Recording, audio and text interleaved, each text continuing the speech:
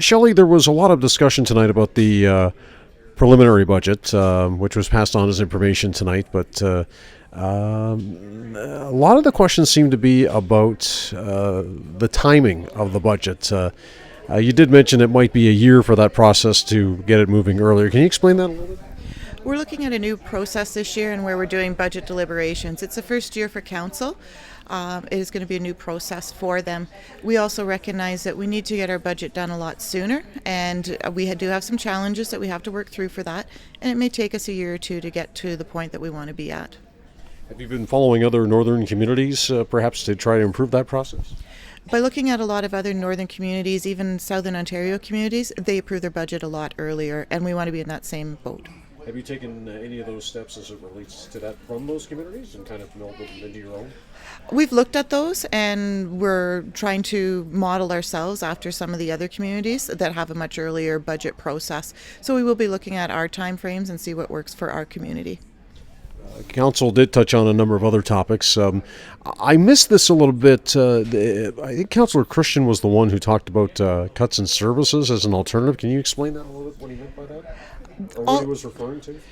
All the departments will be doing a presentation during their budget deliberations, which will look at service level options. Options can be increases, they can be decreases, and it'll be up to council to decide the service levels that they want to incorporate and recommend. That doesn't necessarily mean that will happen, then it's just going to be a topic for discussion at this. All we can do is recommend to council. It's up to them to determine what level of service that they want to see provided. Another topic that was touched on timely with how things have gone. Councillor Myers touched on winter maintenance and some savings there, but it would appear as though that might be negated with the next couple months ahead and also the unknown for the rest of 2016. But it looks like things, according to the CAO, are looking, the Public Works Commissioner seem to be going very well there. We're not going to be in as big of deficit position as we anticipated because we did have a good winter. We always budget based on what a normal winter is. So there's going to be pluses and minuses depending on what happens. And we are, as the CAO alluded to, looking at a process going forward that will help circumvent some of these ups and downs with the winter control. So sticking to the topic of money in general, and the budget isn't necessarily going to have this high increase as was figured out over 5%, but the issue in past years, especially the last few years, has been found money to sort of lower the levy, but it would appear that may not be the case this time around. What's been used in the past is a surplus to decrease the levy. We aren't anticipating that we're going to have that level of surplus this year. Where council goes with the final budget, again, it'll depend on the service level options that they take as recommendations. You did mention several reasons as to why that's not the case. Can you maybe briefly explain a couple of those? We had unique circumstances that were happening over the last couple of years.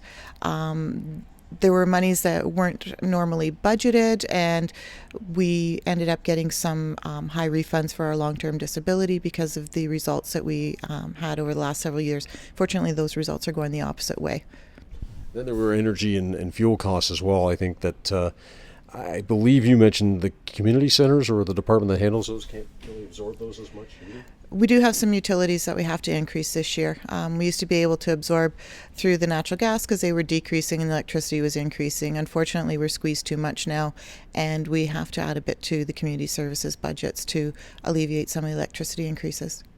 I don't know if you were aware of this, but the Chamber of Commerce had their reaction earlier today with regards to the preliminary budget, and their tone was that the city should consider sort of an alteration to their tax rates to increase business. What is your reaction to that comment? I really don't have any reaction at this point. I mean, the Chamber of Commerce has provided their white paper, their discussion paper on those issues, and it will be provided to Council. Council ultimately sets the tax policy with our recommendation, so we'll see where they go from there. So I guess the next step would be determining a schedule to perhaps get this budget passed sooner rather than later, and then it would depend if this will be perhaps a year where residents will have to take some medicine, if you were, with a higher levy. The next stage is to look at a new schedule for the budget deliberation. We did put a recommendation to council just as a starting point. They'd like to see it a little tighter, the schedule. We still aren't going to be able to approve the final budget before April this year. But like I said, going forward, we're hoping to do it a lot sooner. But would you say compared to past years, at this point, it could be a tough year for some property owners to come up with a levy? I wouldn't want to forecast that at this point until we're through our budget deliberations and we see where council would like to go. I really don't want to forecast as to where we're going to end up.